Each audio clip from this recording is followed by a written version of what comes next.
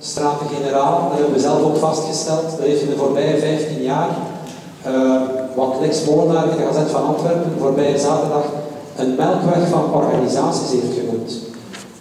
We staan niet altijd bij stil, maar dat klopt eigenlijk wel. Bijvoorbeeld Antwerpen Antwoorden, ik zie daar, er zijn een aantal mensen van Antwerpen Antwoord hier ook.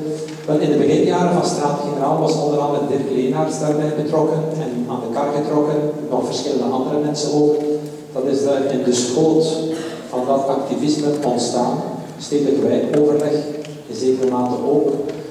Verschillende Oosterwiel-actiegroepen, laten we maar zeggen. Ademloze Zeelanden de bekendste. Maar er zijn ook een aantal andere, kleinere spin-offs. Maarten is actief binnen Staten-Generaal.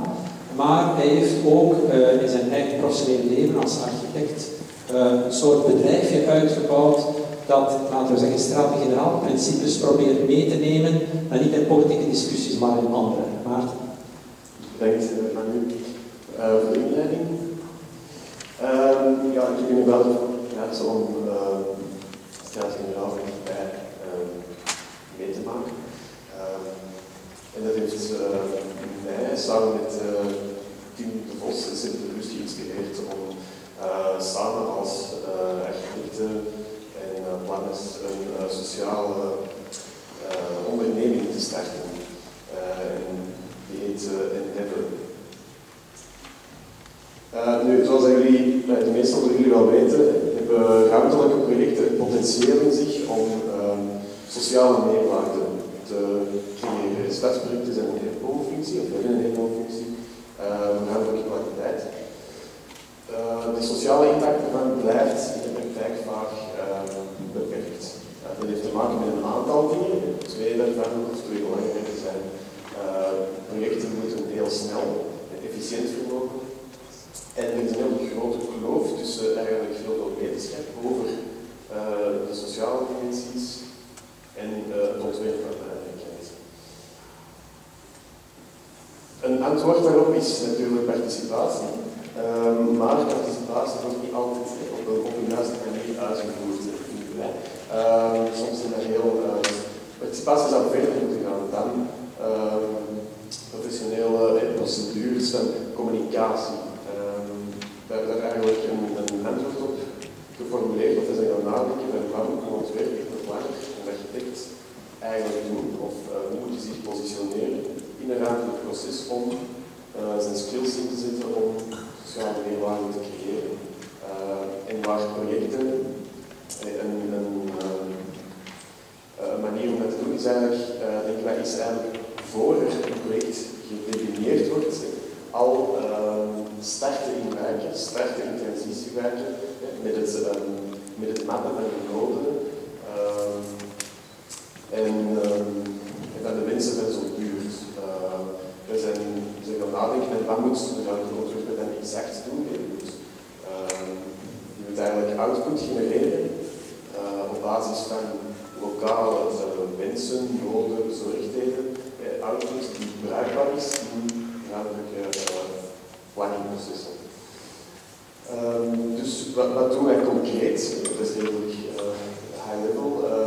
Wij geven sociaal-ruimtelijk advies, een vooronderzoek, om eigenlijk het ontwerp te adviseren. Van hoe kan je rekening houden met die plekken, met die mensen, met die netwerken, met die identiteiten, thematisch onderzoek en geven ook vorming en doen methodeonderzoek. Om een concreet voorbeeld te geven, we zijn 1,5 jaar geleden ongeveer gevraagd door het buurtcomité op de NAP. Ik heb al wel mensen herkend met een NAP. Dat is eigenlijk een wijk waar grote ruimtelijke verandering de staan voor de deur staat, de slachthuis zitten. De NAP is altijd een wijk geweest met een heel sterke identiteit. En ook met heel veel ruimtelijke uitdagingen. Dus die moeten met die slachthuis zitten, maar in de geschiedenis is er ook andere dingen geweest. Zij hebben gevraagd van, we weten dat er een groot project komt en wij hebben ook niet per se de kennis over bijvoorbeeld ruimtelijke planning om mee in dat debat te gaan. En wij hebben samen met hen zijn wij een traject empoweren en hun noden te gaan vertalen uit het ruimte. We zijn ook bij het sociaal netwerk in kaart gebracht. Wie is er in relatie met wie en hoe sterk is die relatie. Dat is heel belangrijk om te weten, ook als je dat kan vertalen naar het ruimte. En nu werken wij aan een bundel.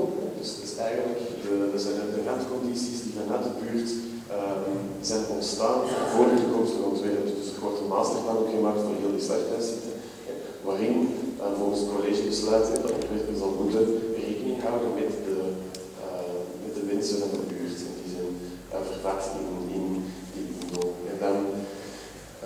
En op die manier, dan is onze exploratieve case waarin wij ook experimenteren en onszelf uitvinden als endeavor. Maar we zijn ondertussen op meerdere plekken bezig en merken dat het een meerwaarde is om op lange termijn actief te zijn op verschillende plekken, omdat je dan ook een soort multilokale kennis opbouwt en kan inzetten op die verschillende plekken. En dan komt er eigenlijk op de vraag van hoe moet dat gefinancierd worden of wie betaalt er dan endeavor of zo. En dus naast het bureau, waar we die aantal diensten, dat onderzoek en ontwerpadvies en zo leveren, richten we nu een fonds op. Dat is echt een fonds voor sociaal-ruimtelijke impact, dat het mogelijk moet maken om mensen in wijken actief te laten zijn, om dat draagvlak te bouwen, om methodieken te ontwikkelen, om zo dat ontwerp te invoeren. En dus om af te sluiten dan de oproep ook van, we zijn bezig met de oprichting in het fonds. Dat zijn mensen die daarover ideeën hebben, die willen participeren in het fonds, inhoudelijk of financieel. En mij aanspreken of ons contacteren. Dank je.